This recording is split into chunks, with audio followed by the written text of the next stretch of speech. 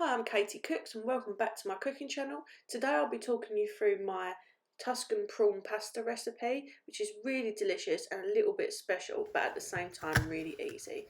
So first of all, we're going to get some lovely big garlic cloves and just squash them with the back of a spoon so they're nice and bruised. We're going to use this to flavour our butter. So get a big knob of butter and get it melted, and when it's lovely and foamy, add your bashed garlic cloves. Then we're going to add some dried Italian herbs, around about a tablespoon's worth, and that is going to flavour that butter so it's absolutely delicious. Give it a good stir until the garlic and the herbs release their lovely flavours into that butter.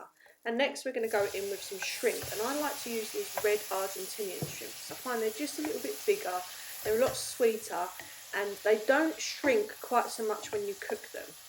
How do you know when your prawns are cooked? They're shaped like a C for cooked. If they're shaped like an O, that means they're O for overcooked. So there's a great little tip for you.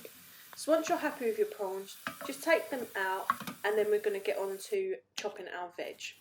So we're going to begin with an onion, which we're just going to dice up like this. And try not to waste any, so this is how you cut up the stalk and try and get the very most out of an onion. And then one of the flavour profiles in this pasta dish is sun-dried tomatoes. So get about 150 to 170 grams of those and just chop them up until they look a little bit like this. And they'll take no time at all to cook down into our sauce and taste absolutely delicious. So in the same pan that we cooked our prawns in, add your onions. And a really great tip for cooking onions, if the pan's too dry, you can either add more butter or oil, but if you're trying to keep your dish relatively low calorie, you can add some water, and that will help cook them down without them burning or sticking to the pan. Next up, when the water's gone, is to add some white wine. Let that reduce by 2/3, then we're going to add in some more of those lovely Italian herbs. Our sun-dried tomatoes, and I like to add in some lovely fresh cherry tomatoes because they just add a little bit more sweetness. Then we're going to go in with about 200 ml of chicken stock and let that reduce. Don't forget to put your pasta on to boil.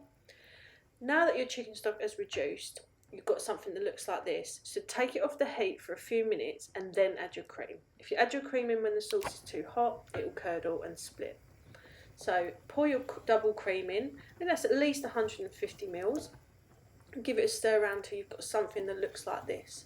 And let me tell you, this is already smelling absolutely delicious. Have a taste, tweak the seasoning, and then pop your lovely prawns back in, which is going to warm them through now. We don't want to cook this on a high heat at all.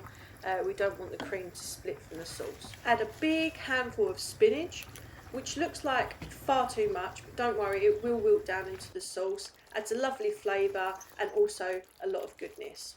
So by now your sauce should be looking something like this. Your pasta should be cooked. So drain it and pour it in, and then you're going to have this lovely silky sauce that just coats your pasta, and it tastes absolutely wonderful. All that's left now is to chop up some fresh parsley, and we're going to stir some of that through the sauce, but keep a little bit for garnish on our pasta dishes, unless you eat it straight out the bowl like me. Find the recipe in the captions or on my website. Like and subscribe for more.